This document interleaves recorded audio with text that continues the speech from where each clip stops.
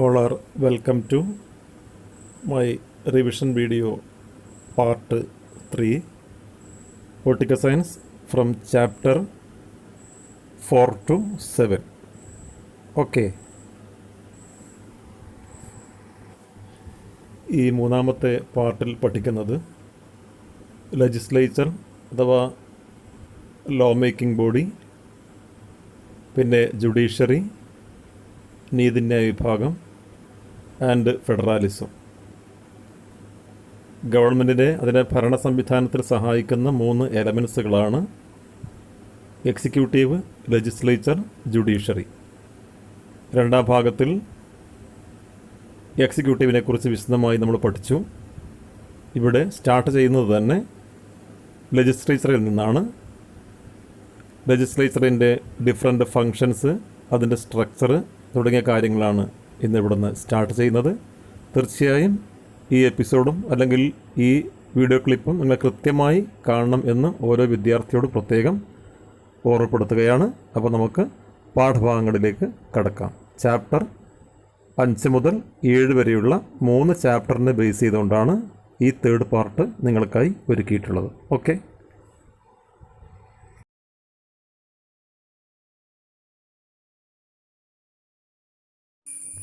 ഇവിടെ ആദ്യം പഠിക്കുന്നത് ചാപ്റ്റർ 5 അഥവാ ലെജിസ്ലേച്ചർ എന്ന അധ്യായത്തിലെ പ്രധാനപ്പെട്ട പോയിൻ്റുകളാണ്.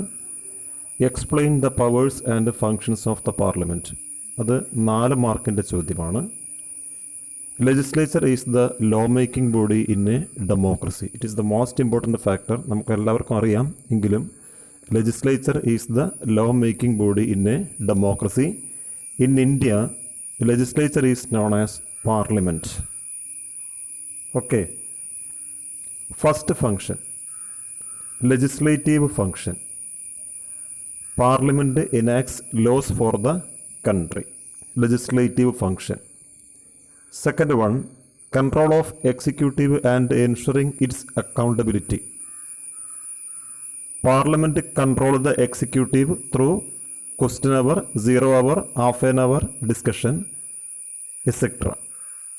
Financial function is the third one. No tax can be imposed or collected and no expenditure can be incurred by the executive without approval of the parliament. So it is the third important function. Then fourth one is that approval of emergencies means it approves the 3 types of emergencies proclaimed by the president. They are debating function, constituent function, electoral function. ഓർക്കുക, debating function, constituent function, electoral function. It is the most important area. 4 മാർക്കാണ് മിക്കവാറും ചോദിക്കുന്നത്. മറ്റൊന്ന് വരുന്നത് judicial ഫംഗ്ഷനാണ്. Judicial function കൊണ്ട് ഉദ്ദേശിക്കുന്നത് right to considering the proposals for the removal of the President, vice President and judges of the supreme court and High Courts. അതാണ് ആ ഏരിയയിൽ വരുന്നത്. പിന്നെ 3 മാർക്കിൻ്റെ മറ്റൊരു ചോദ്യം, explain the powers and functions of Lok Sabha. ലോക്സഭയുടെ പ്രധാനപ്പെട്ട ധർമ്മങ്ങൾ അല്ലെങ്കിൽ അതിൻ്റെ പ്രവർത്തനങ്ങളെക്കുറിച്ച് പ്രതിപാദിക്കുക. ഏതെങ്കിലും 3 ചോദിച്ചാൽ 3 എഴുതിയാൽ മതിയാകും. അതിനു മുമ്പ് ഒരു 1 വേർഡ് ക്വസ്റ്റ്യൻ ഓർക്കുക. Lok Sabha is the lower house of the Parliament. Lok Sabha is the lower house of the Parliament. Why? Because its members are directly elected by the people. കൃത്യമായിട്ട് ജനങ്ങൾ നേരിട്ട് തിരഞ്ഞെടുക്കുന്നവരാണ് ഇതിലെ അംഗങ്ങൾ എന്നുള്ളത് കൊണ്ടാണ് ലോക്സഭയെ lower house of the Parliament എന്ന പേരിൽ അറിയപ്പെടുന്നത്. അപ്പോൾ നമുക്ക് ഫങ്ഷൻസിലേക്ക് പോകാം. 2-3 ഫങ്ഷൻ മാത്രമേ എഴുതേണ്ടതുള്ളൂ. First one, it has the power to make laws all subjects in the union list, state list and concurrent list etcetera. Second one, introducing money bill and non money bills. Third one, controls the executive by asking questions. Another one, Lok Sabha can pass no confidence motion, then it has the power to amend the constitution. ആവശ്യമെങ്കിൽ ഭരണഘടന ഭേദഗതി വരുത്താനുള്ള അധികാരം ലോക്സഭയ്ക്ക് ഉണ്ട്. അങ്ങനെ ഏതെങ്കിലും 2-3 എണ്ണത്തിന് ഉത്തരം എഴുതി കഴിഞ്ഞാൽ നമുക്ക് ഫുൾ മാർക്ക് കിട്ടും. അതിനിടയിൽ നമുക്ക് വൺ വേർഡ് ക്വസ്റ്റ്യൻ ഒന്നുകൂടെ വരുന്നുണ്ട്. എന്താണ്? Money bill can be introduced only in Lok Sabha. അത് ഓർക്കുക, മണി ബിൽ എപ്പോഴും ലോക്സഭയിൽ മാത്രമാണ് ഇൻട്രൊഡ്യൂസ് ചെയ്യുന്നത്. അതോടൊപ്പം തന്നെയാണ് രാജ്യസഭയും വരുന്നത്. Explain the powers and functions of Rajya Sabha. നമ്മൾ നേരത്തെ പഠിച്ചതുപോലെ രാജ്യസഭ എന്ന് പറയുന്നത് കൗൺസിൽ ഓഫ് സ്റ്റേറ്റ്സ് ആണ്. ലോക്സഭ എന്ന് പറയുന്നത് ഹൗസ് ഓഫ് പീപ്പിളാണ്. എപ്പോഴും ഓർക്കുക, രാജ്യസഭ എന്ന് പറയുന്നത് കൗൺസിൽ ഓഫ് സ്റ്റേറ്റ്സും ലോക്സഭ എന്ന് പറയുന്നത് ഹൗസ് ഓഫ് പീപ്പിളുമാണ്.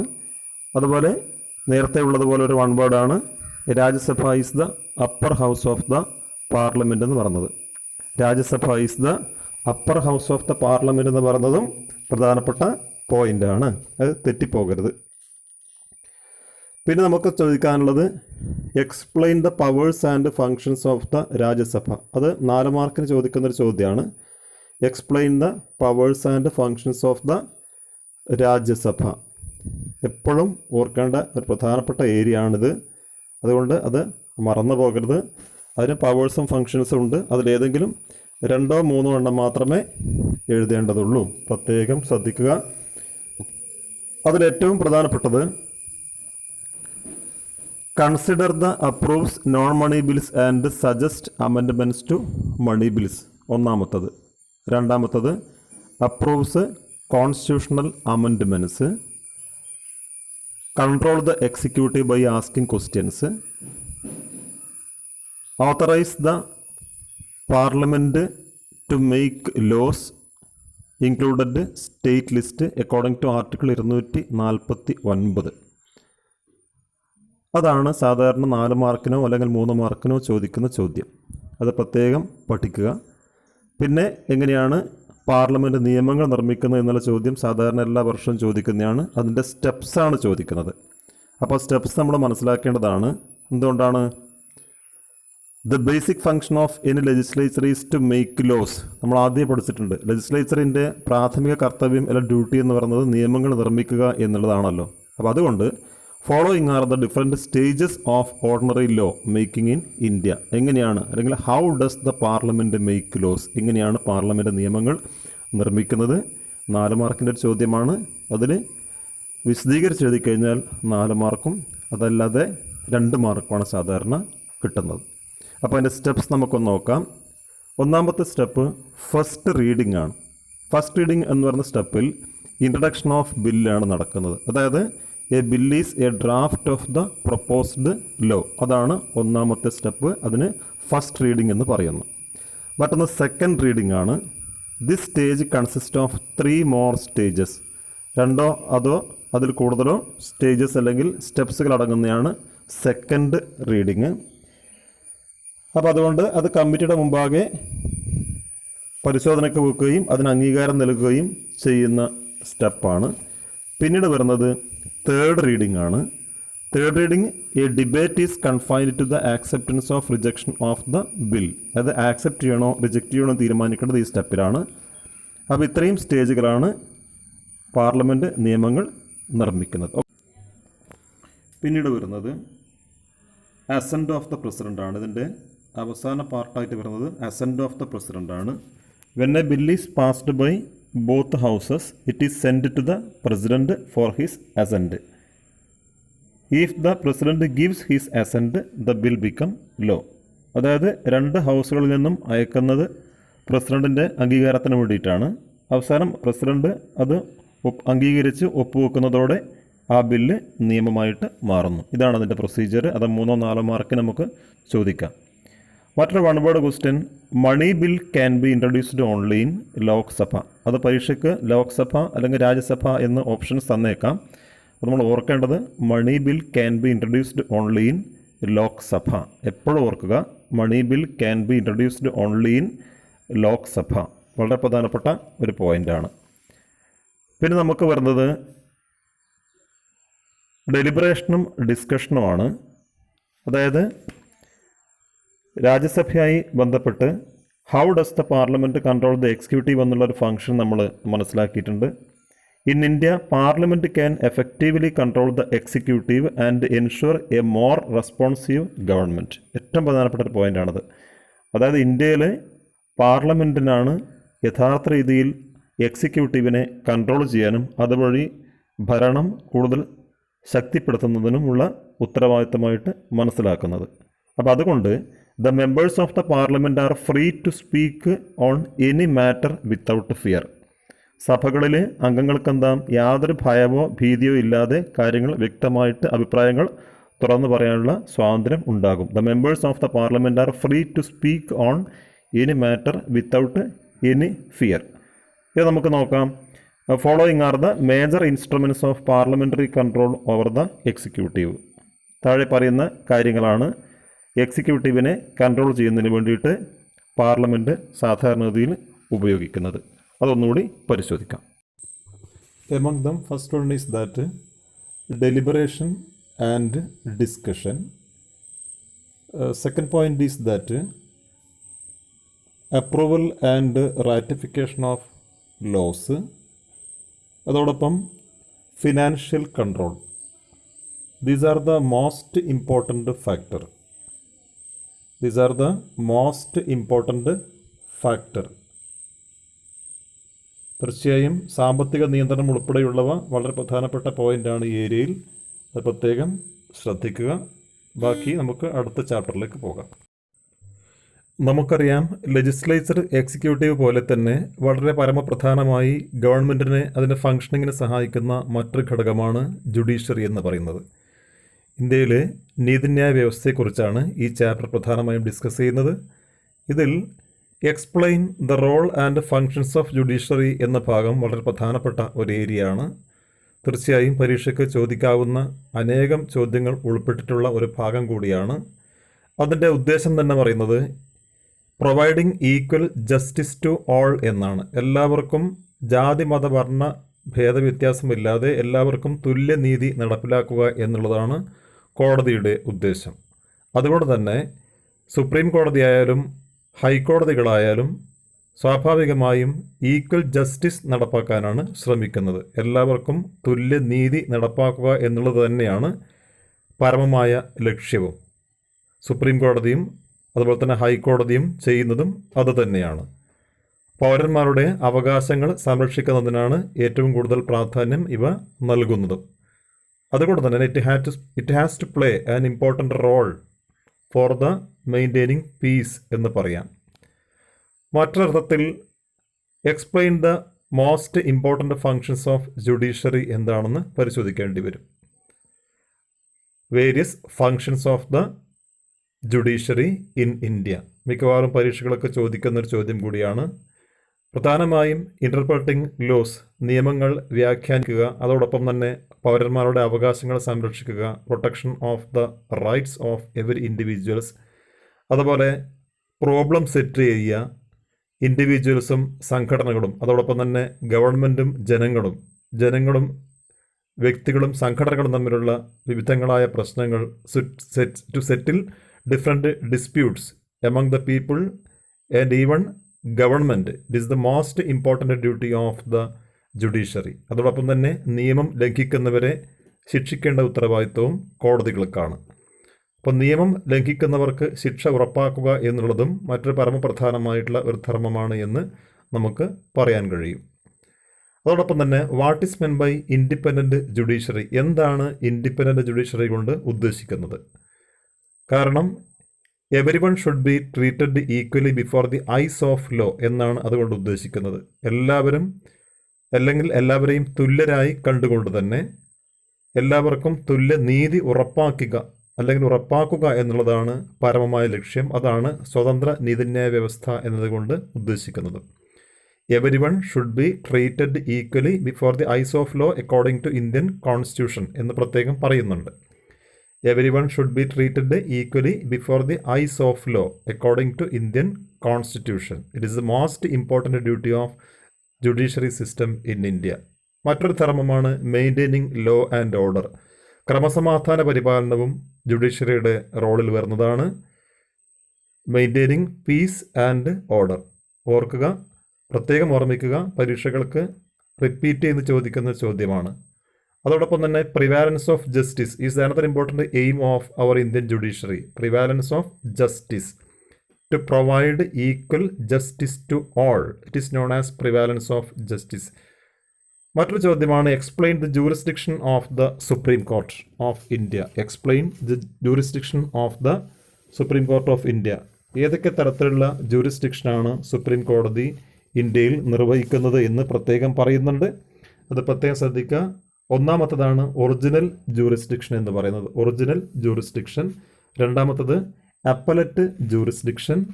മൂന്നാമത്തത് എന്ന് പറയുന്നത് റിട്ട് ജൂറിസ്ഡിക്ഷനാണ്. നാലാമത്തെ എന്ന് പറയുന്നത് അഡ്വൈസറി ജൂറിസ്ഡിക്ഷനാണ്. ഈ 4 തരം ജൂറിസ്ഡിക്ഷനെ കുറിച്ചും നമ്മൾ വ്യക്തമായി മനസ്സിലാക്കേണ്ടതുണ്ട്. നമുക്കറിയാം 5ഓളം റിട്സുകൾ സുപ്രീം കോടതിയും ഹൈക്കോടതികളും ഇഷ്യൂ ചെയ്യുന്നത് നമ്മൾ നേരത്തെ പഠിച്ചിട്ടുണ്ട്. Habeas corpus, mandamus, certiorari, quo warranto and prohibition. നമ്മുടെ ഇന്ത്യയിലെ പരമോന്നത നീതിപീഠം എന്നറിയപ്പെടുന്നതും അല്ലെങ്കിൽ അപ്പെക്സ് കോർട്ട് ഓഫ് ഇന്ത്യ എന്നറിയപ്പെടുന്നതും സുപ്രീം കോടതിയാണ്. നമ്മുടെ അവകാശങ്ങൾ ലംഘിക്കപ്പെടുമ്പോൾ നമുക്ക് കോടതിയെ സമീപിക്കാം. Every individual can approach the courts when it is violated. മറ്റൊരു ചോദ്യമാണ് എന്താണ് ജുഡീഷ്യൽ ആക്ടിവിസം. ജുഡീഷ്യൽ ആക്ടിവിസം എന്നതുകൊണ്ട് ഉദ്ദേശിക്കുന്നത് എന്താണ് എന്ന് പരീക്ഷയ്ക്ക് സാധാരണ ചോദിക്കാറുണ്ട്. What is mean by judicial activism? Judicial activism denotes an active judiciary that takes up public issues. Public issues enact ചെയ്യുക. അതോടൊപ്പം തന്നെ judiciary began to considering many cases merely on the basis of newspaper reports and political or postal complaints received by the court. അത് നമ്മൾ പൊതു താല്പര്യ ഹർജി എന്നാണ് പറയുക. പൊതു താല്പര്യ ഹർജി, പബ്ലിക് ഇൻട്രസ്റ്റ് ലിറ്റിഗേഷൻ. നമ്മുടെ അവകാശങ്ങൾ സംരക്ഷിക്കപ്പെടാൻ എളുപ്പത്തിൽ കഴിയുന്നു. Any individual can approach the court when our rights are violated. അപ്പോൾ PIL പ്രത്യേകം ഓർമ്മിക്കുക. നമ്മുടെ അവകാശങ്ങൾ സംരക്ഷിക്കുന്നതിനായി നമുക്ക് ഏത് സമയത്തും കോടതിയെ സമീപിക്കാവുന്നതാണ്.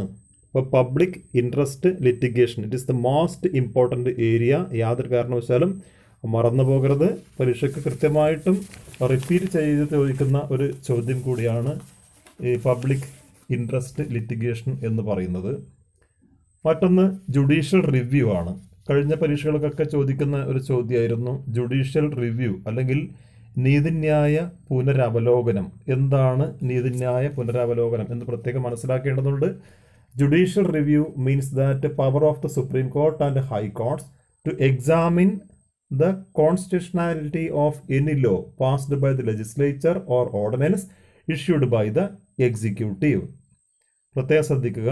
Judicial review means the power of the supreme court and high കോർട്ട്സ് to examine the constitutionality of any law passed by the legislature or ordinance issued by the executive. വളരെ എളുപ്പത്തിൽ നമുക്ക് പഠിക്കാവുന്ന അല്ലെങ്കിൽ മനസ്സിലാക്കാവുന്ന ഭാഗമാണ്. പ്രത്യേകം ശ്രദ്ധിക്കുക. അതോടൊപ്പം തന്നെ ലോ പാസ്ഡ് ബൈ ലെജിസ്ലേച്ചർ. നമുക്കറിയാം legislature is A law making body. അതുകൊണ്ട് നിയമനിർമ്മാണ സഭ പാസ്സാക്കുന്ന നിയമങ്ങൾ മനുഷ്യാവകാശ സംരക്ഷണത്തിനാണ് എന്ന് ഉറപ്പുവരുത്തേണ്ട ഉത്തരവാദിത്തം ആർക്കാണ്? നമ്മുടെ ജുഡീഷ്യൽ സിസ്റ്റത്തിനാണ് എന്ന് പ്രത്യേകം മനസ്സിലാക്കുക. അതുകൊണ്ടാണ് നമ്മൾ ജുഡീഷ്യൽ റിവ്യൂ എന്ന് പ്രത്യേകം പറയാൻ കാരണം. അത് ഒരു കേസും കൂടെ പറയുന്നുണ്ട്. കേശവാനന്ദ ഭാരതി കേസ് ആണ് ഇതിൻ്റെ ഒരു എക്സാമ്പിളായിട്ട് നമ്മൾ പറയുന്നത്. കേശവാനന്ദ ഭാരതി കേസ്, ഇത് 1 മാർക്കിന് നമ്മൾ സാധാരണ ചോദിക്കുന്ന ചോദ്യമാണ്. പ്രത്യേകം ശ്രദ്ധിക്കേണ്ടതാണ് കേശവാനന്ദ ഭാരതി കേസ്. ഇനി നമുക്ക് പോകേണ്ടത് നമ്മുടെ നെക്സ്റ്റ് ചാപ്റ്റർ ആയിരിക്കുന്ന ഫെഡറാലിസത്തിലേക്കാണ്. അത് നോക്കാം. ചാപ്റ്റർ 7 ഫെഡറാലിസം. ഓക്കെ, പ്രത്യേകം ശ്രദ്ധിക്കുക. It is the most important chapter. അപ്പോൾ നമുക്ക് നോക്കാം. ഈ ചാപ്റ്ററിൽ ആദ്യം വരുന്നത് what is federalism, explain the features of federalism in India. In federalism there are 2 sets of governments, one at national level and other at regional level. അതായത് അധികാര വികേന്ദ്രീകരണം ഉറപ്പിക്കുന്നതിന് വേണ്ടി ദേശീയ തലത്തിലും പ്രാദേശിക തലത്തിലും ഓരോ ഗവൺമെൻറ്റുകൾ സ്ഥിതി ചെയ്യുന്നുണ്ട്. In federalism there are 2 sets of government, one at national level and other at regional level. The powers of the government at these two levels have autonomy in their respective area. It means there is a division of powers between center and states. അതായത് അധികാരം കൂടുതൽ കാര്യക്ഷമമാക്കുന്നതിന് വേണ്ടി കേന്ദ്ര ഗവൺമെൻറ്റും സംസ്ഥാന ഗവൺമെൻറ്റുകളും തമ്മിലുള്ള ബന്ധം കുറച്ചുകൂടി ഊട്ടിയുറപ്പിച്ചതുകൊണ്ട് നമുക്ക് സാധാരണഗതിയിൽ അധികാര വിഭജനത്തിലൂടെ അധികാരത്തെ കൂടുതൽ കാര്യക്ഷമമാക്കാൻ വേണ്ടി കഴിയുന്നില്ല. ഗവൺമെൻറ്റിന് അതിൻ്റെ പവേഴ്സ് കൂടുതൽ ശക്തിപ്പെടുത്താൻ കഴിയുന്നത് അതിൻ്റെ കണക്ഷൻ പ്രകാരമാണ്. The powers of the government at these two levels have autonomy in there respective areas. It means that it is A division of powers. അതായത് ത്രൂ ഡിവിഷൻ ഓഫ് പവേഴ്സ്, അധികാരം വിഭജനം നടത്തുന്നതിലൂടെ അല്ലെങ്കിൽ അധികാര വിഭജനത്തിലൂടെ സെൻറ്റർ ആൻഡ് സ്റ്റേറ്റ്സ്, എന്താണ്, കേന്ദ്ര ഗവൺമെൻറ്റും state ഗവൺമെൻറ്റുകളും തമ്മിലുള്ള അധികാരം വിഭജിക്കുന്നതോടെ നമുക്ക് ഡെമോക്രാറ്റിക് സിസ്റ്റം കൂടുതൽ കാര്യക്ഷമമാക്കാൻ വേണ്ടി കഴിയുന്നത് കൊണ്ടാണ് ഇന്ത്യയിൽ ഫെഡറാലിസം നിലനിൽക്കുന്നു എന്ന് പറയുന്നത്. അതുകൊണ്ട് തന്നെ India is A federal state എന്ന് പറയാം, അല്ലെങ്കിൽ India is a federation because all the features of the federations are there, അല്ലെങ്കിൽ ഹിയർ. നമുക്ക് എല്ലാ തരത്തിലുള്ള ഗവൺമെൻറ് ഫീച്ചേഴ്സും ഇവിടെ കാണാൻ കഴിയുന്നത് കൊണ്ടാണ്, അല്ലെങ്കിൽ അധികാര വിഭജനത്തിലൂടെ ഭരണം കാര്യക്ഷമമാക്കപ്പെടുന്നത് കൊണ്ടാണ് India is A federal state എന്ന് പറയുന്നത്. അപ്പോൾ 1 മാർക്കിൻ്റെയും 2 മാർക്കിൻ്റെയും ചോദ്യം അവിടെയുണ്ട്. പിന്നെ നമുക്ക് നോക്കാനുള്ളത്, നമുക്ക് ഒരുപാട് ഫീച്ചേഴ്സ് ഉണ്ട്. നമ്മുടെ ഇന്ത്യയിലെ ഫെഡറാലിസത്തിന് ധാരാളം ഫീച്ചേഴ്സ് അല്ലെങ്കിൽ സവിശേഷതകളുണ്ട്. അവയിൽ ഏതെങ്കിലും 2 or 3 എണ്ണം എഴുതാൻ വേണ്ടി ചോദിക്കാറുണ്ട്. നമുക്കിവിടെ ടെസ്റ്റ് ചെയ്യാം എന്തൊക്കെയാണെന്നുള്ളത്. അതിലൊന്ന് 2 സെറ്റ്സ് ഓഫ് ഗവൺമെൻറ്, അതിപ്പോൾ പറഞ്ഞു. ഒന്ന് സെൻട്രൽ ലെവലിലും മറ്റൊന്ന് റീജിയണൽ ലെവലിലും 2 സെറ്റ്സ് ഗവൺമെൻറ് ക്രിയേറ്റ് ചെയ്യപ്പെടുന്നു. മറ്റൊന്ന് ഡിവിഷൻ ഓഫ് പവേഴ്സാണ്.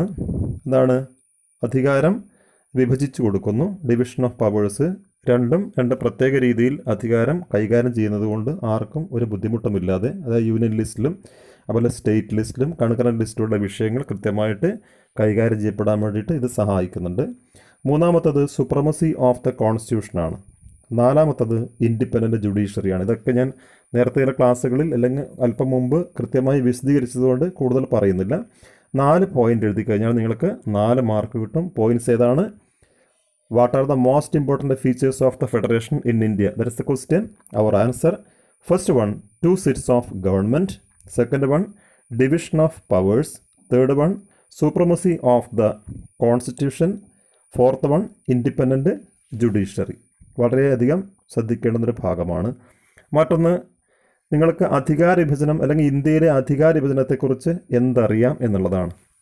മൊത്തത്തിലുള്ള ജനങ്ങളുടെ ക്ഷേമം ഉറപ്പാക്കുന്നതിന് കേന്ദ്ര ഗവൺമെൻറ് മാത്രമോ അല്ലെങ്കിൽ സ്റ്റേറ്റ് ഗവൺമെൻറ്റിന് മാത്രമോ കഴിയാത്തതുകൊണ്ട് ജനങ്ങളുടെ പ്രശ്നങ്ങൾ കണ്ടറിഞ്ഞ് പ്രത്യേകം ഷെഡ്യൂളുകളാക്കിയിട്ട് ഓരോ പ്രധാനപ്പെട്ട വിഷയവും ഓരോ ലിസ്റ്റിൽ ഉൾപ്പെടുത്തിയാണ് കേന്ദ്ര ഗവൺമെൻറ്റും അതോടൊപ്പം തന്നെ സ്റ്റേറ്റ് ഗവൺമെൻറ്റും പ്രവർത്തിച്ചു പോകുന്നത്. അപ്പോൾ അത് സാധാരണഗതിയിൽ എക്സാമിന് ഷെഡ്യൂളായിട്ടോ അല്ലെങ്കിൽ ചെറിയ മാച്ച് ദ ഫോളോയിങ് ഏരിയകളായിട്ടോ നമുക്ക് ചോദിക്കാറുണ്ട്. വിഷയങ്ങൾ ഒരു ഭാഗത്ത് തന്നിട്ട് അത് ഏത് ലിസ്റ്റിൽ പെടുന്നവയാണ്. ലിസ്റ്റ് നമ്മൾ നേരത്തെ പഠിച്ചിട്ടുണ്ട്. എന്തൊക്കെയാണ്? Union list, state list, concurrent list. അപ്പോൾ അത് പ്രാദേശിക തലത്തിലും സംസ്ഥാന തലത്തിലും ദേശീയ തലത്തിലുമുള്ള വിഷയങ്ങളാക്കി മാറ്റിയിട്ട് ആ രീതിയിൽ ക്രമീകരിച്ച് 5 മാർക്കിൻ്റെയോ 6 മാർക്കിൻ്റെയോ ചോദ്യമാണ് സാധാരണ ചോദിക്കുന്നത്. അപ്പോൾ നമുക്കിനി ലിസ്റ്റ് വഴി പ്രത്യേകം ഓരോ വിഷയവും പഠിക്കാം. Our first list is union list.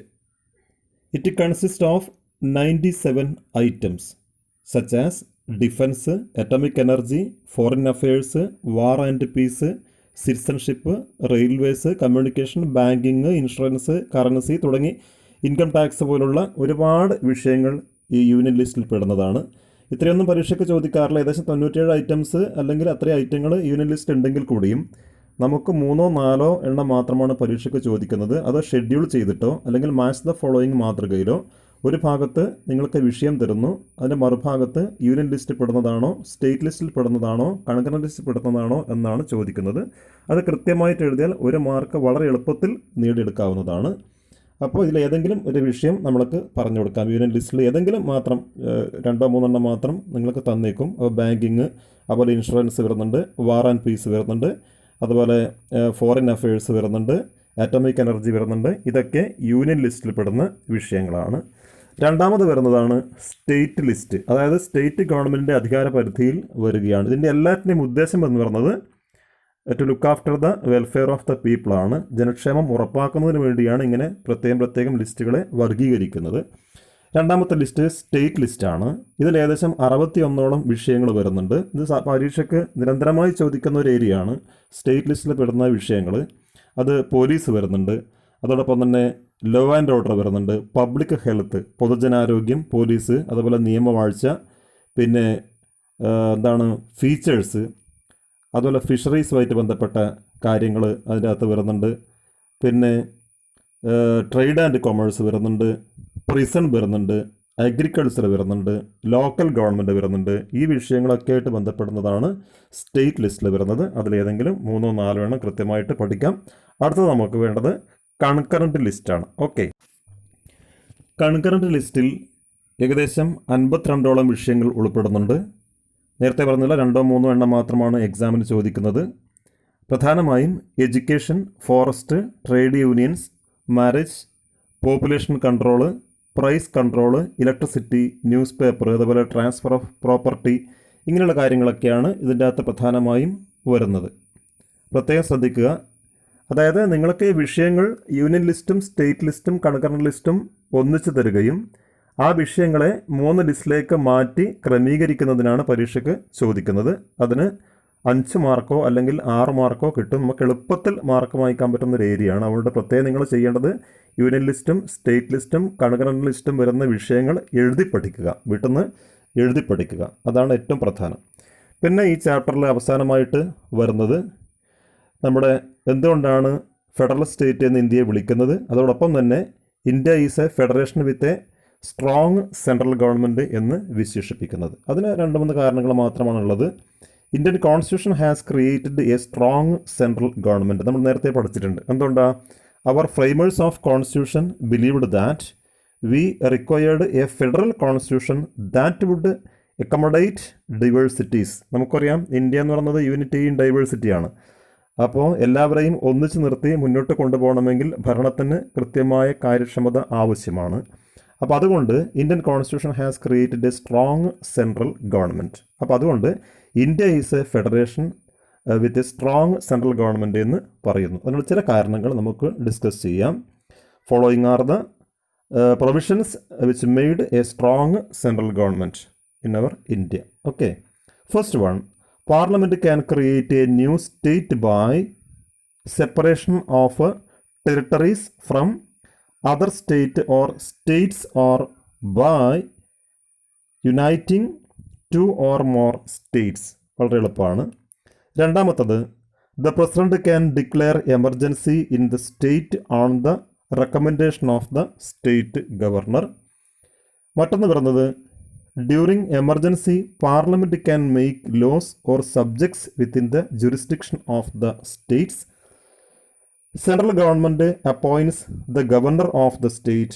The governor has the power to reserve a bill passed by, പ്രത്യേകം ശ്രദ്ധിക്കുക, the governor has the power to reserve a bill passed by the state legislature for the assent of the president. മറ്റൊന്നാണ്, all India services like IAS, IPS are common to the entire country or entire territory. Officers chosen for these areas or services serve in the administration of the states. State can neither or most important functioning. In short, we can say that all India services like IAS, IPS are common to the entire territory. അപ്പോൾ ഇത്രയും കാര്യങ്ങളാണ് സാധാരണഗതിയിൽ നമുക്ക് federalism എന്ന ചാപ്റ്ററിലൂടെ മനസ്സിലാക്കാനുള്ളത്. ഈ ഏരിയയിൽ, അതായത് ഈ 3ാമത്തെ പാർട്ടിൽ നമ്മൾ മനസ്സിലാക്കിയിട്ടുള്ളത് ചാപ്റ്റർ 5, 6, 7, അതായത് ലെജിസ്ലേച്ചർ, ജുഡീഷ്യറി, ഫെഡറലിസം, ഇത് 3ഉം വളരെ പ്രധാനപ്പെട്ട അധ്യായങ്ങളാണ്. ഇതിലൂടെ ഒബ്ജക്റ്റീവ് ടൈപ്പും അതുപോലൊപ്പം തന്നെ 1 വേർഡ് ക്വസ്റ്റ്യൻ ആൻസർ 2, 3, 4 മാർക്ക് ഇതിൻ്റെയൊക്കെ ഞാൻ ഡിസ്കസ് ചെയ്തിട്ടുണ്ട്. വളരെ കൃത്യമായിട്ട് മനസ്സിലാക്കി സമയം കിട്ടുമ്പോഴൊക്കെ മറ്റ് വിഷയങ്ങളൊക്കെ പഠിക്കാനുണ്ടാവും. അപ്പോൾ ഏതായാലും സമയം കിട്ടുമ്പോഴൊക്കെ അതിനൊരു സമയം കണ്ടെത്തിയിട്ട് അല്ലെങ്കിൽ ടൈം ടേബിൾ കണ്ടെത്തിയിട്ട് ഒരു ടൈം ഫിക്സ് ചെയ്തിട്ട് അത് ഇടയ്ക്കിടയ്ക്ക് കേട്ട് നോക്കുക, അതിൻ്റെ വീഡിയോ കാണുക. ഏതായാലും നിങ്ങൾക്ക് ഉപകാരപ്പെടുന്ന രീതിയിൽ തന്നെ പരമാവധി ഞാൻ ചെയ്തിട്ടുണ്ട്. അടുത്ത വീഡിയോയിൽ ബാക്കി അധ്യായങ്ങളുമായി കാണാം. Wish you all the best and best wishes. Thank you.